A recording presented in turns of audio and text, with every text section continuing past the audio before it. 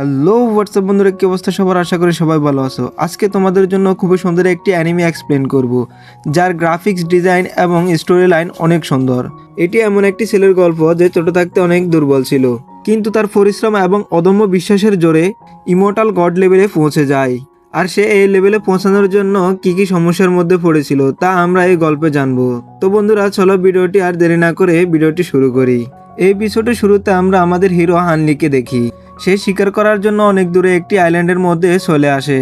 এখানে আসার পরে হানলি তার শক্তি ব্যবহার করে এখানে অনেকগুলো ফাঁদ তৈরি করে, কারণ সে খুব শীঘ্রই এখানে একটি মনস্টার শিকার করতে চাচ্ছিল। তার এখানে বেশিক্ষণ অপেক্ষা করতে হয়নি। কিছুক্ষণের মধ্যে এখানে একটি ডেমন বিস্টের অরা চারদিকেও ছড়িয়ে পড়ে। এটি দেখে সে তার মানকি ফ্রেন্ডকে কোনো এক সেফ জায়গায় চলে যেতে বলে, কারণ তার মনে হচ্ছিল এটি একটি 7 গ্রেডের ডেমনিক বেস্ট, যেটা খুব বেশি বিপজ্জনক হবে।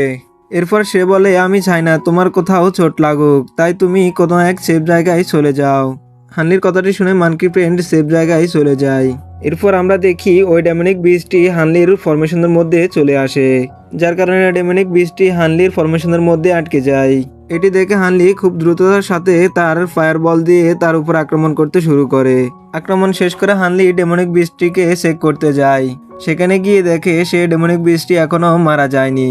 ডেমনিক বিস্টটি তখন উঠে গিয়ে হানলির উপর খুব দ্রুত আক্রমণ করতে শুরু করে, যা দেখে হানলি তার শট বের করে তার উপর আক্রমণ করতে শুরু করে এবং তারা একের পর এক আক্রমণ করতে শুরু করে। এটি দেখে আমরা বুঝতে পারি ডেমনিক বিস্টটি কতটা শক্তিশালী। সে হানলির দিকে বিপজ্জনকভাবে তার শট ছুড়ে মারে, যা ঠেকাতে হানলির অনেক কষ্ট হয়ে যায়। হানলি অনেক কষ্ট করে তার অ্যাটাকগুলো থামাতে থাকে, কিন্তু হানলি তো হার মানার পাত্র নয়। সে তার ফিডব্যাক ফাইট শুরু করে। সে অনেক সময় ধরে ডেমনটির উপর লাগাতার ফরমেশন অ্যাটাক করতে শুরু করে, যার জন্য ডেমনিক বিস্টটি একটু দুর্বল হয়ে যায়। এর সাথে সাথে সে একটি ভয়ঙ্কর আক্রমণ করে তার একটি হাত কেটে ফেলে, যার জন্য বিস্টটি অনেক দুর্বল হয়ে যায়। এটি দেখে হানলি যখনই খুশি হতে যাচ্ছিল, কিন্তু আমরা দেখি ডেমনিক বিস্টটি তার হাতকে রিজেনারেট করে নেয়। এর সাথে সাথে বিস্টটি অনেক রেগে যায়। এরপর আমরা দেখি হানলি ডেমনিক বিস্টটাকে তার ঠান্ডা ট্যাপের মধ্যে আটকে ফেলে। এটি দেখে বিস্টটি আরো অনেক বেশি রেগে যায় এবং তার পুরো শক্তি দিয়ে তার থেকে ছুটে যায়। অনেক বেশি শক্তি ব্যবহার করার কারণে বিস্টটি অনেক দুর্বল হয়ে যায়। এটার সুযোগ নিয়ে হানলি তার সমস্ত তলোয়ারকে একসাথ করে এবং বড় একটি তলোয়ার তৈরি করে, যা ব্যবহার করে সে ওই ডিমনকে খুব সহজে হারিয়ে দেয়।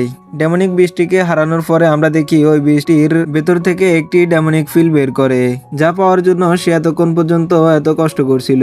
এটি দেখে তার মানকি ফ্রেন্ডটি আবার তার কাছে চলে আসে এবং সে অনেক খুশি হয়ে যায়। সে বলতে থাকে, তোমার ফাইটটি অনেক সুন্দর ছিল এবং তুমি অনেক শক্তিশালী, তোমাকে কেউ হারাতে পারবে না। তখন সে তার মানকি ফ্রেন্ডকে বলে, একটা সময় ছিল যে সময় আমি এত শক্তিশালী ছিলাম না, খুবই দুর্বল ছিলাম। এর জন্য আমি অনেক পরিশ্রম করেছি এবং অনেক কষ্টের পরে আজকে এই জায়গায় আসতে পেরেছি। একথা বলার সাথে সাথে আমরা 10 বছর আগের সিন দেখতে পাই, যেখানে হাংলির ছোটবেলাকে দেখানো হয়েছে। এখানে হাংলির মা বাবা তার কথাই বলছিল। হাংলিকে বলে যে এখন তুমি কোনো একটি সেক্টকে জয়েন করতে হবে, কারণ না হলে তো আমরা ক্ষুধায় মারা যাব। আমাদের খাওয়ার মতোই কিছুই নেই। তুমি কোনো একটা সেক্ট জয়েন করলে আমরা হয়তো কোনো না কোনোভাবে খাবার জোগাড় করতে পারবো। এভাবে হয়তো আমাদের জীবনটা খুব ভালোভাবে কেটে যাবে। এর সাথে সাথে আমাদেরকে বলা হয় যে পুরো পৃথিবীতে যুদ্ধ লেগেছিল, যার জন্য তাদের জীবনে দুর্দশা নেমে এসেছে। আর এখন কোনো একটা সেক্ট জয়েন করলেও সেখানেও যুদ্ধ করতে হবে, যার জন্য জীবন অনেক ঝুঁকিতে থাকবে। তখন হাংলি রাতে চিন্তা করে, সে যদি কোনো সেক্টে জয়েন না করে তাহলে তার পুরো ফ্যামিলি ক্ষুধায় মারা যাবে। এরপরের সিনে আমরা দেখতে পাই হাংলি একটি সেক্টে জয়েন করার জন্য কোথাও যাচ্ছিল। সে যাওয়ার পরে তার পুরো ফ্যামিলি তার জন্য চিন্তা করতে থাকে। হাংলি যখন সেখানে যায় তখন সে দেখে সেখানে সে শুধু একা নয়, সেখানে আরো 2জন স্টুডেন্ট আছে। সেখানে খুবই ভালো একটি ছেলে ছিল যার নাম জংতাও। সে হাংলিকে কিছু একটা খেতে দেয়। সেখানে আরো একজন ছেলেকে দেখানো হয় যে ঘুমাচ্ছিল। তখন সে তাদের দুজনকে বলে, শব্দ করিও না, আমাদের সফর অনেক বড়, তাই আমাকে ডিস্টার্ব করিও না। এরপরের সিনে তাদের 3জনের নতুন সফর শুরু হয়ে যায়, যেখানে আমরা তাদেরকে দেখতে পাই তারা 7 মিস্টিরিয়াস সেক্টের মধ্যে পৌঁছে গিয়েছিল, যেখানে তাদেরকে ওয়েলকাম করার জন্য একজন সিনিয়র ডিসাইপল আসে। সে এখানে এসে তাদেরকে অপমান করতে শুরু করে এবং তাদেরকে বলে, তোমাদের জামা থেকে গন্ধ আসতেছে। সে বলে, আমার মনে হচ্ছে তোমরা কাজটা থেকে এখানে চলে এসেছো। যেটা শুনে লুফি ভাই খুবই রেগে যায়। এরপর আমরা দেখতে পাই লুফি ভাইয়ের সাথে সিনিয়র ডিসেবলের একটি দুর্দান্ত ফাইট শুরু হয়ে যায়, যেখানে সিনিয়র ডিসেবল খুব সহজে লুফি ভাইকে অনেক মারধর করে। এটি দেখে জংটাই তাকে সাহায্য করতে আসে। এর সাথে সাথে হানলি ফাইট বন্ধ করার জন্য চেষ্টা করতে থাকে।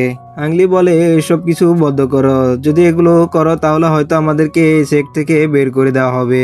এটি শুনে তারা ফাইট বন্ধ করে দেয়। এরপর আমরা দেখি সবাই একটি জায়গায় জড়ো হয়েছে এবং সেক্ট মাস্টার তাদেরকে কিছু পরামর্শ দিচ্ছে যে আমরা সবাইকে আমাদের ক্লানের সদস্য বানাই না, যাদের মধ্যে অদম্য সাহস এবং পরিশ্রম থাকবে তারাই আমাদের সেক্টে জয়েন হতে পারবে। সেক্ট মাস্টার আরো বলে আমরা তোমাদেরকে কিছু পরীক্ষা দেব, যদি তোমরা সেগুলো পাস করতে পারো তাহলে তোমরা আমাদের সেক্টের সদস্য হতে পারবে। এরপর মাস্টার তাদেরকে একটি জায়গা দেখায় যেখানে তারা পৌঁছাতে হবে। যারা সেখানে সময়ের আগে যেতে পারবে না তারা বাড়িতে চলে যাবে। তখন মাস্টার তাদেরকে বলো চলো এই টেস্টটি শুরু করা যাক। পরীক্ষাটি শুরু হওয়ার সাথে সাথে সবাই দৌড়ে সেই দিকে যেতে থাকে। এরপর আমরা হানলি এবং জোনতাইকে দেখতে পাই, তারাও ওই পাহাড়ের চূড়ার দিকে ছুটে চলতে থাকে। সুনতাই এবং হানলি দৌড়াতে দৌড়াতে অনেক ক্লান্ত হয়ে যায়। সুনতাই বসে পড়ে এবং হানলিকে বলে তুমি এগিয়ে যাও, আমি পরে এসে তোমার সাথে দেখা করব। এরপর আমরা দেখি হানলি রশি ধরে পাহাড়ের উপরের দিকে উঠতে থাকে, কিন্তু এখানে এটা এত সহজ নয়, কারণ এখানে একজন অন্যজনকে ফেলে দেওয়ার চেষ্টা করতে থাকে, কারণ তারা চায় না তাদের আগে অন্য কেউ পৌঁছে যাক। কিন্তু আমরা হানলিকে দেখতে পারি সে বিশ্বাসের সাথে উপরে উঠতে থাকে এবং সে হার মানতে চাচ্ছিল না, কিন্তু সে অনেক কষ্ট করার পরে সে পাহাড়ের উপরে উঠতে পারে। ওখানে পৌঁছানোর পর সে দেখতে পায় জংতাই তো সেখানে ইতিমধ্যে বসে আছে। সে জনতাইকে প্রশ্ন করে তুমি এখানে বসে আছো কেন?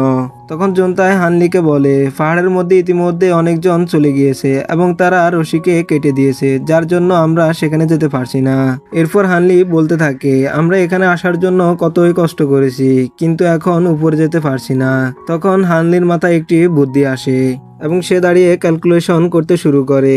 এরপর সে জুনতাইকে নিয়ে কাঁধে কাঁধ মিলিয়ে উপরের দিকে অনেক কষ্ট করে উঠতে থাকে, যা দেখে সেক্টর লিডাররা অনেক অবাক হয়ে যায় এবং তাদের প্রশংসা করতে শুরু করে যে তারা কতই না পরিশ্রম করতেছে। এরপর আমরা দেখতে পাই আর 5 মিনিট বাকি আছে, কিন্তু তারা এখনো পৌঁছাতে পারেনি।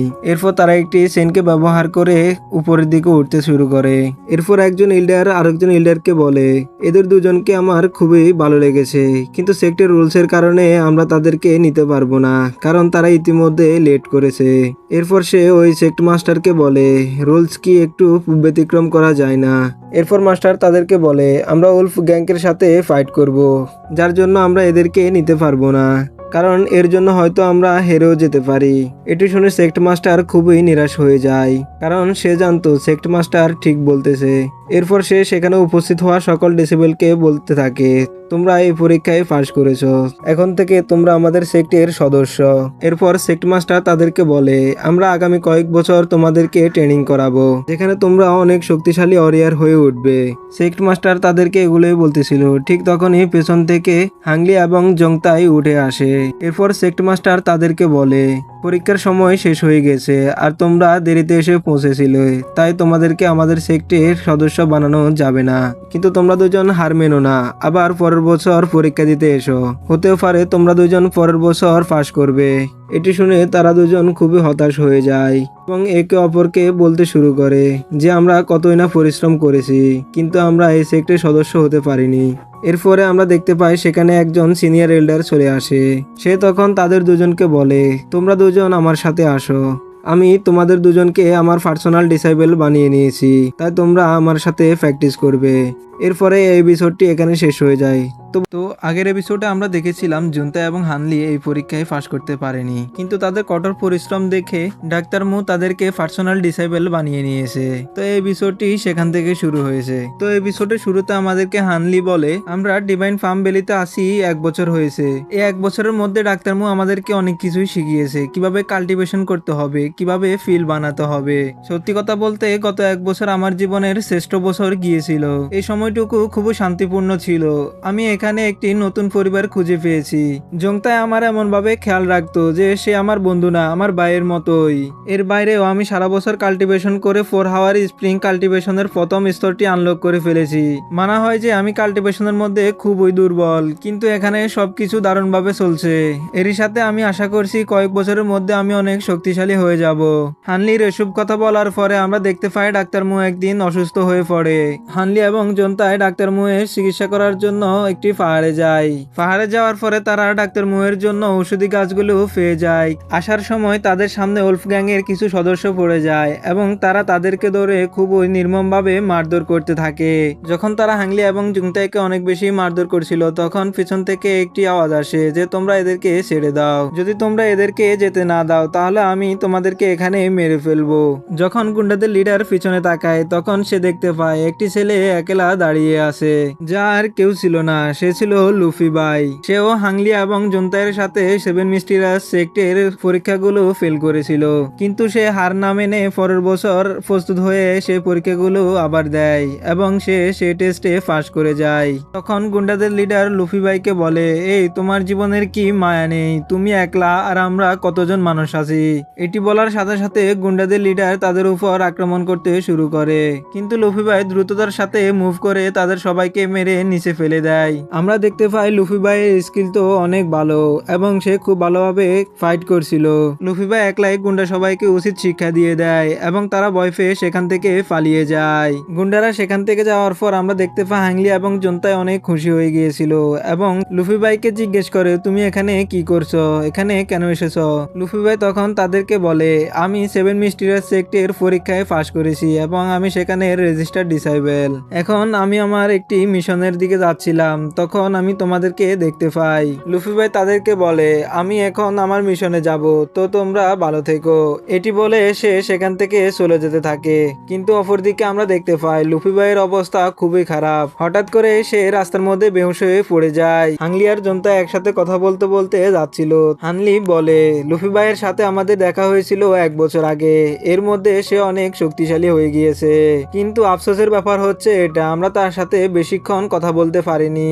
এই ব্যাপারটি আমার কাছে কেন জানি অদ্ভুত মনে হচ্ছে। এরই সাথে হানলি বলে, আমি লুফি ভাইয়ের সাথে আরো কিছু সময় কাটাতে চাই এবং তার সাথে কিছু কথা বলতে চাই। তুমি এখান থেকে মাস্টারের কাছে গিয়ে তাকে ওষুধগুলো দিয়ে আসো। এরই সাথে হানলি লুফি ভাইয়ের পিছে পিছে যেতে থাকে, কিন্তু একটু দূরে যাওয়ার পরে সে দেখতে পায় লুফি ভাই অজ্ঞান হয়ে পড়ে আছে। এটি দেখেও তো হানলি অনেক বেশি ভয় পেয়ে যায়। তারপর সে সেখানে লুফি ভাইয়ের চিকিৎসা শুরু করে। তখন সে বুঝতে পারে লুফি ভাই গত 1 বছর ধরে কিছু মেডিকেল পিলস খাচ্ছে, যার কারণে তার শক্তি এবং গতি দুইটি অনেক বৃদ্ধি পেয়ে যায়। তখন লুফি ভাই বুঝতে পারে যে হানলি তার সম্পর্কে সবকিছুই জেনে গিয়েছে। তখন সে তার তলোয়ার হানলির গর্দানের মধ্যে রাখে এবং তাকে বলে, তুমি একথা কাউকে বলতে পারবে না। তখন হানলি বলে, তুমি ভয় পেও না, আমি তোমাকে সাহায্য করতে চাই।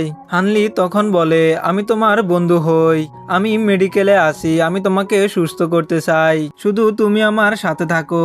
অন্যদিকে আমরা দেখতে পাই উলফ গ্যাংকের সদস্যরা তাদের বসের কাছে চলে গিয়েছিল এবং তারা এসব কিছু তাদের বসকে জানিয়ে দিয়েছিল এবং সে অনেক রেগে যায় এগুলো শুনে এবং সে বলে, এই বাচ্চাদেরকে একটি শিক্ষা দিতে হবে।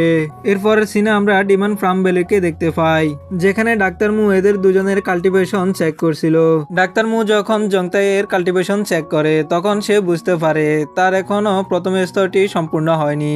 এটি দেখে ডাক্তার মু অনেক রেগে যায়। অন্যদিকে ডাক্তার মু যখন হানলি এর কাল্টিভেশন চেক করে তখন সে অনেক খুশি হয়ে যায়, কারণ সে দেখতে পায় হানলি এর কাল্টিভেশন অনেক বেড়ে গিয়েছে। এটা দেখার পর সে অদ্ভুতভাবে হাসতে থাকে। এটি দেখে হানলির কাছে খুবই আজব লেগেছিল। তখন মাস্টার বলে, না কিছু হয়নি, তবে আমার কাছে এটি খুব ভালো লেগেছে। তুমি এভাবে অনেক পরিশ্রম করো এবং কাল্টিভেশনকে বাড়াও, একদিন তুমি অনেক বড় মাস্টার হবে। তখন সে জংতাইকে বলে, তুমি কাল্টিভেশন পাওয়ার্স আনলক করতে পারবে না, তবে তোমার জন্য আমার কাছে বিশেষ কিছু পরিকল্পনা আছে। এরপর থেকে মাস্টার তাকে এলিফ্যান্ট আর্মার স্কিল শেখাতে শুরু করে, যা হচ্ছে একটি সম্পূর্ণ মার্শাল আর্ট স্কিল। এই স্কিলের মধ্য দিয়ে জংতাইয়ের শরীর ধীরে ধীরে অনেক শক্ত হয়ে যাচ্ছিল এবং সে অনেক শক্তিশালী হতে থাকে। অন্যদিকে আমরা দেখতে পারি হানলি তার কাল্টিভেশন প্র্যাকটিসে অনেক মগ্ন হয়ে আছে। পুরো 1 মাস অনেক পরিশ্রম করার পরে জংতাই এই মার্শাল আর্ট স্কিলটিকে অনেক আয়ত্ত করে নেয় এবং সে এটিকে মাস্টার করে ফেলে। এটির জন্য সে অনেক খুশি হয়ে গিয়েছিল।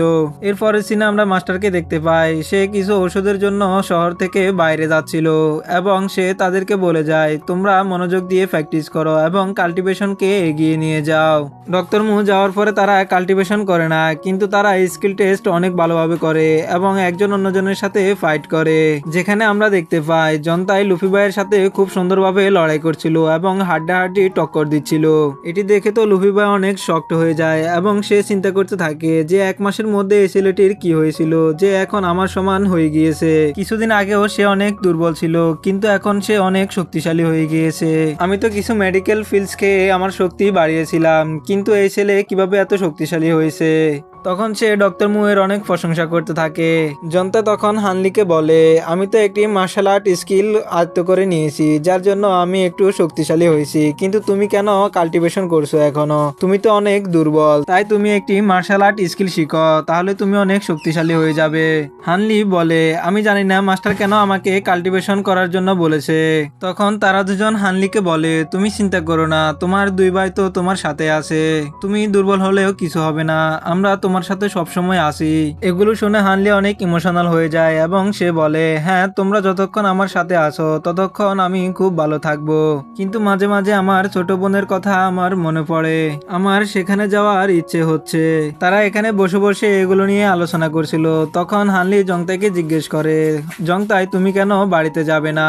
তখন জংতাই তাদেরকে বলে, না আমি আমাদের বাড়িতে কখনো যেতে চাই না, কারণ তারা আমাকে পরিবারের অংশই মনে করে না, তারা আমাকে একটি আবর্জনা মনে করে, তারা তো আমাকে অনেক মারধর করে, তাই আমি বাড়ি থেকে পালিয়ে এসেছি, কিন্তু আমার তো একটা পরিবার আছে আর সেটা হচ্ছে তোমরা। এভাবে করে তারা অনেকক্ষণ কথা বলে। এরপরে আমরা রাতের সিন দেখতে পাই, যেখানে হানলি একটি অদ্ভুত স্বপ্ন দেখে, যেখানে সে দেখে একটি ম্যাজিক্যাল ঔষধ এবং তার চারিদিকে অনেকগুলো গাছ বেড়ে উঠছে। তখন সে জেগে যায় এবং সে বাইরে দেখতে পায় অনেক ঝড় বৃষ্টি হচ্ছে।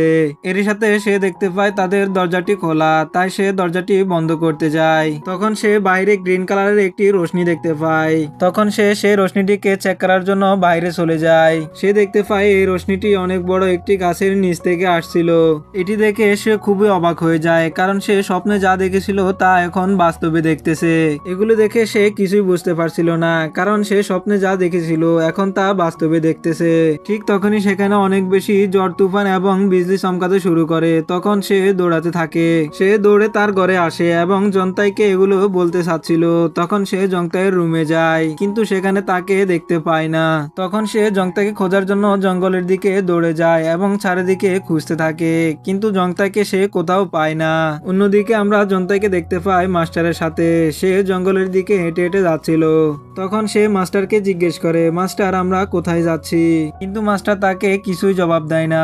হানলি এখনো তাদেরকে খুঁজতেছে এবং জঙ্গলের চারিদিকে দৌড়ে যাচ্ছে। তখন হানলি দৌড়াতে দৌড়াতে হোঁচট খেয়ে পড়ে যায় এবং একটি বাঁশের উপর দেখতে পায় যে সেখানে রক্ত লেগে আছে। এটি দেখে হানলি অনেক অবাক হয়ে যায়। অন্যদিকে ব্যাকগ্রাউন্ডে আমরা হানলির আওয়াজ শুনতে পাই এবং সে বলে, ওই দিনের পর থেকে আমার জীবনটি পুরো পাল্টে গিয়েছে। তো এরই সাথে এপিসোডটি এখানে শেষ হয়ে যায়। তো বন্ধুরা ভিডিওটি কেমন লেগেছে তা লাইক কমেন্ট করে জানাবেন।